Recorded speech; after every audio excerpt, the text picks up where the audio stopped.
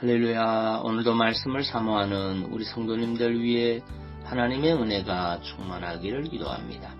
오늘의 성경 통독은 예레미야 26장에서 28장까지의 말씀입니다. 오늘은 예레미야 26장의 말씀을 통하여 회개하는 사람들에게는 위기가 도리어 기회가 됩니다 라는 말씀으로 은혜를 나누겠습니다. 오늘의 본문 예레미야 26장 17절에서 19절 말씀입니다.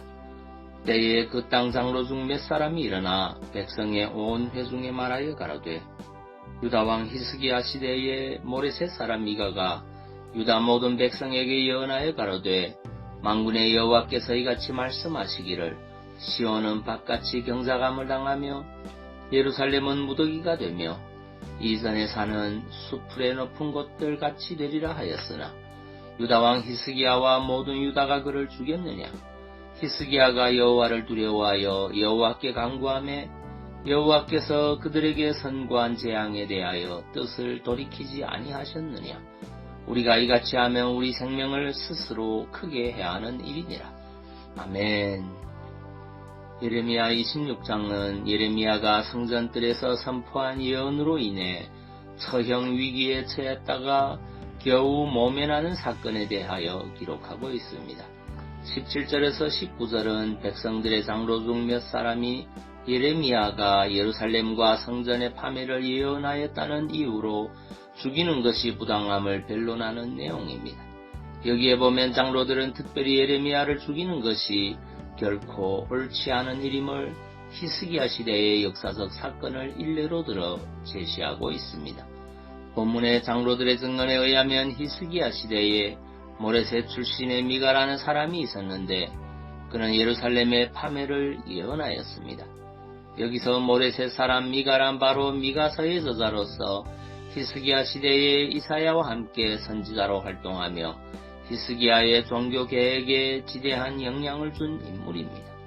그런데 히스기야 제위 초기 유다는 히스기야의 부왕으로서 지극히 약하였던 아하스의 영향력이 그대로 남아서 종교적으로나 도덕적으로 매우 타락한 상태에 있었습니다.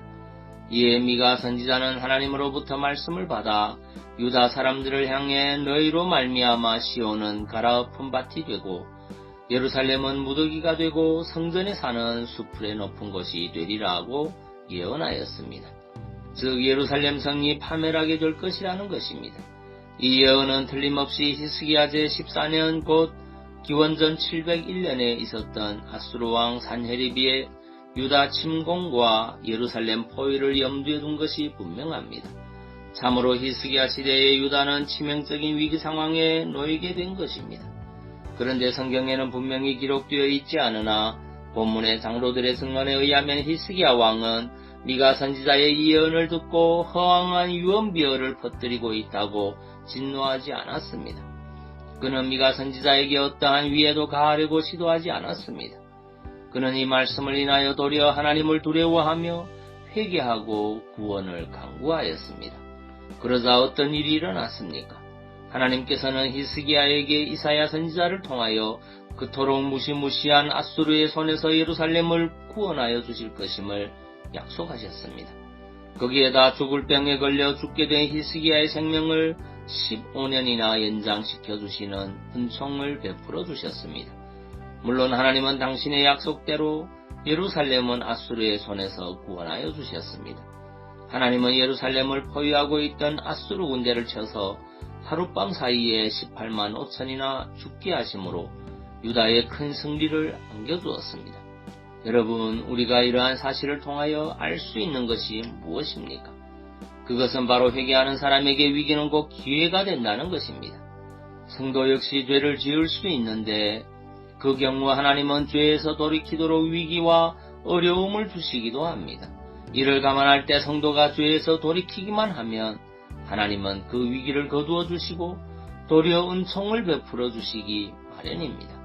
만일 예레미야 시대의 유다도 예레미야의 예언을 듣고 회개하였다면 그들의 위기는 기회로 바뀌게 되었을 것입니다. 예루살렘을 포위한 바벨론 군대 역시 과거 아수르 군대와 같이 무력하게 철수하였을 것이라 추측해도 무방할 것입니다. 그러나 불행히도 유다는 예레미야의 예언을 듣고도 전혀 회개하지 않았습니다. 그들은 위기를 기회로 바꾸지 못하였고 결국 그들에게 임한 위기는 참담한 현실이 되고 말았습니다. 성도 여러분, 우리는 흔히 위기란 위험과 기회가 합쳐진 말이라고 말합니다. 이러한 위기에 직면하여 우리가 하나님의 경고를 듣고도 회개하지 않으면 위기는 돌이킬 수 없는 재난이 되어 현실 속에 우리 앞에 펼쳐지고 맙니다. 그러나 위기에 직면하여 회개하면 위기는 더 이상 위기가 아니라 은총의 기회, 재도약의 기회가 됩니다. 여러분은 이 사실을 명심하십시오. 그리하여 위기를 기회로 만드는 지혜로운 성도들, 하나님의 도우시는 은혜를 입으며 축복을 체험하는 성도들이 되시기를 바랍니다. 기도하겠습니다. 사랑의 주님, 회개하는 사람들에게는 위기가 도리어 기회가 된다는 사실을 고백합니다.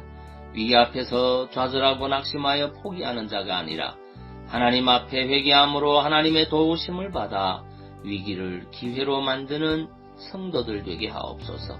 그리고 육신의 질병으로 고통하는 주의 자녀들을 주의 능력으로 치유하여 주옵소서. 예수님 이름으로 기도하옵나이다. 아멘.